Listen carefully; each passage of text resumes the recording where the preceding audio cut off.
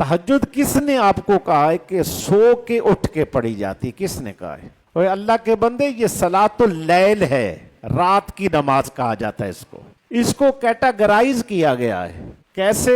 जैसे नमाज का वक्त दाखिल हो तो अफजल है पहले वक्त में नमाज पढ़ना। जुमे का टाइम दाखिल हुआ, पहले वक्त में नमाज पढ़ लो, अफजल है। लेकिन इसके पूरे वक्त में अगर नमाज पढ़ ली जाए तो नमाज जोहर हो या जुम्मा हो बिल्कुल सही अदा होता है। जैसे इशा पढ़ लें तो तहज्जुद का टाइम शुरू हो गया, सलातुल लैल पढ़ सकते हैं। 2 पढ़े, 4 पढ़े, 8 पढ़े, उसके बाद सारी जिंदगी का आप तहज्जुद गुजार होंगे। सो के फिर उठ के पढ़ना अफजल है। क्या है?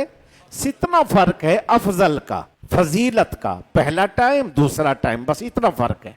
लेकिन तहज्जुद का मुकम्मल सवाब है। जो बंदा तहज्जुद पढ़ता है, चाहता है पढ़ना, वो इशा के साथ पढ़े। इन्होंने सुबह जाना है, काम पे जाना है, इन्होंने मजदूरी करनी, इस बंदे ने इधर मसरूफियत में चले जाना है। लाइल्मी की बदौलत ऐसी साफ पाक आला उजली शुस्ता दर्जे वाली नमाज से हम दूर है। हमारी आंख नहीं खुलती भाई, थके हुए जो कैसे खुलेगी? नींद पूरी नहीं है तो कैसे आंख खुलेगी? अगर कोई बंदा सो के उठ के पढ़ता है तो बहुत अफजल है, पढ़नी चाहिए। सहाबा तक अलैहिम रिदवान सोने से पहले तहज्जुद पढ़ते थे। हजरत अबू बकर सिद्दीक तक तहज्जुद पहले पढ़ लेते, वितर पढ़ लेते, फिर सोते। किसी ने आपसे पूछा कि आप पहले ही तहज्जुद अदा कर रहे हैं, वितर पढ़ रहे, कहा सो कर उठ सकूंगा कि नहीं कोई पता है? मौत आ जाए, कहीं कज़ा ना हो जाए, मैं अपने सारा काम पहले करके सो रहा हूं। फिर अल्लाह ने उनको ताकत दी थी, उठ के तहज्जुद दोबारा भी पढ़ते थे।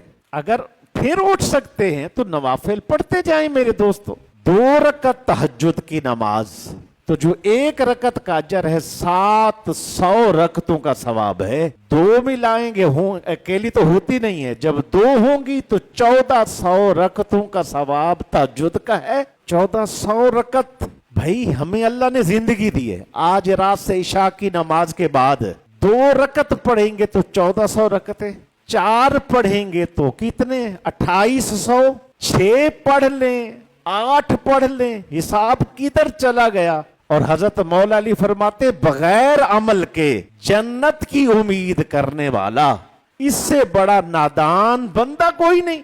और हजरत ख्वाजा हसन बसरी ने तो इससे बड़ी बात की, फरमाया सबसे बड़ा गुनाह। हजरत कौन सा? फरमाया अमल भी ना करे और उम्मीद करे मैं जन्नत जाऊंगा, ये सबसे बड़ा गुनाह है।